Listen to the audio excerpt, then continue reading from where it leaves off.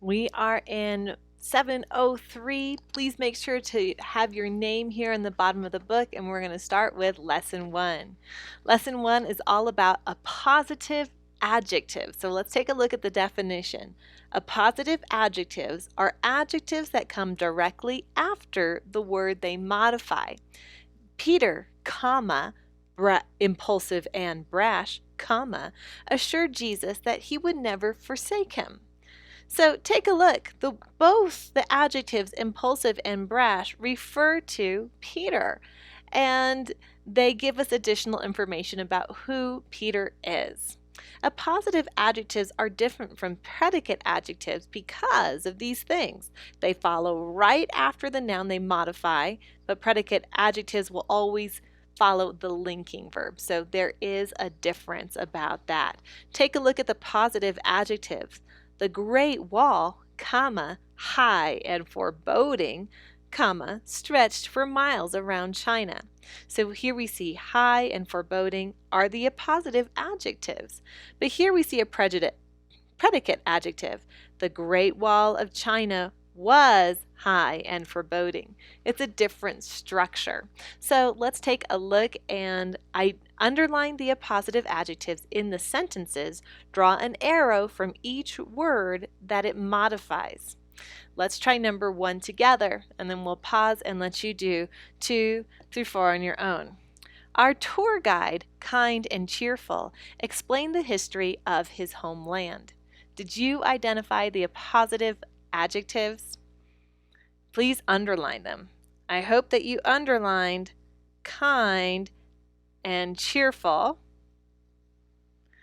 And the next part of your instruction is to draw an arrow to the word that it modifies, and both these words modified what?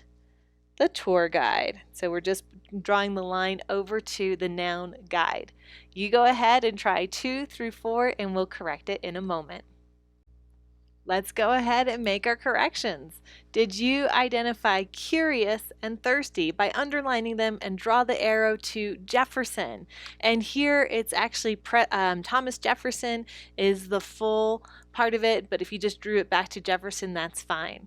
Please, I have underlined large and unknown and draw it over to Louisiana Territory, or territory is fine as well. Please underline broken and battered, draw the line over to raft, so both arrows going back to raft. I hope you had all those correct. In the next section, it wants to know that you can rewrite the sentences adding punctuation. So when I read these, did you take note of where I put my comma? Remember, this is like a clause, meaning that I could add it in and take it out, and the rest of the sentence makes sense. If that's the case, I always put commas around that clause. And so it wants to know, can you identify where to put those commas around and figure in the rest of your punctuation? Please add in your commas and the rest of your punctuation. The next question it wants to know is, how are appositive adjectives different from predicate adjectives? Go back up here and see if you could put it into your own words. Pause it, and then we'll correct. I put it like this. In an appositive adjective, it always follows the noun, but in a predicate adjective, it always follows the linking verb. So if you put something like that, then you're correct. Next, we're going to start diagramming. When it comes to diagramming, it says, a white clapboard church, quaint and picturesque, stood among the golden trees. So let's go ahead and do what we always do and identify the subject and the verb. If you said the subject is church, you are correct.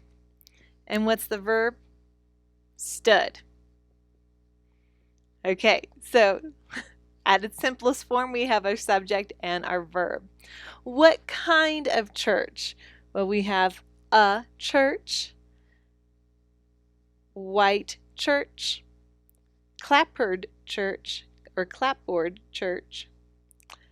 And then I have 2 additional words. Ooh, can I squeeze it in? I'm going to have to scooch this over a little bit, or stretch out my line and scooch this all over. So imagine I've refilled those in. And I have two additional adjectives, which are my appositive adjectives. They are connected by this word and. And what are those two words? Quaint and picturesque. Picturesque. Okay, so here I have a and white and clappered. And these are all words that modify church along with my appositive adjectives joined together by my conjunction and. Do I have to worry about the commas? No, I don't worry about punctuation when I am doing diagramming. Where did they stand? Among the golden aspens. So among is my preposition. What's the object of my prepositional phrase? Stood among the golden trees. I'm sorry, I just said aspens, but really what was there was trees. And what kind of trees? The trees and golden trees. That's what it should look like right there. Next, I have this funny sentence. Travis, adventurous and curious, gets into many predicaments. Let's keep it simple. Let's just find my subject and verb. Who is the sentence about? Travis. What does he do? Where's my one verb? Gets. Are there any words that modify Travis? My appositive adjectives, and they're joined together by this word and. So I'm going to put my conjunction and in there. And what are my appositive adjectives? Adventurous and curious.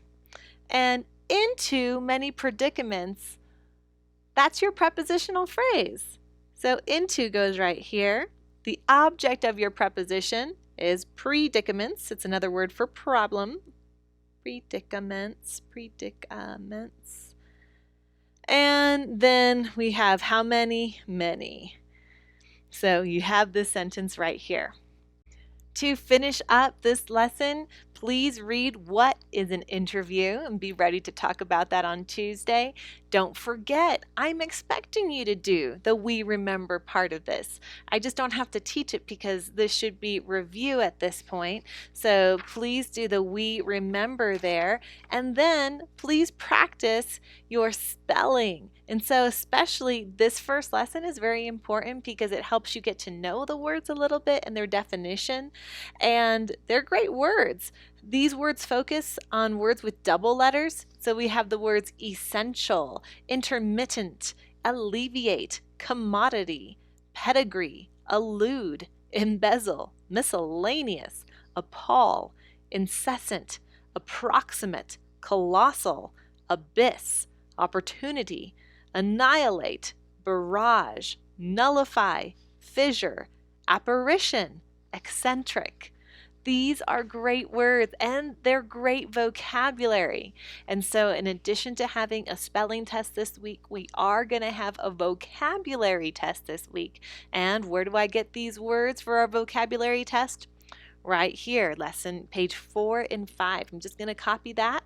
And after you take your spelling test, we'll see if you know the definitions to these words as well. So please do your very best to practice them this week. Okay, best of luck to you.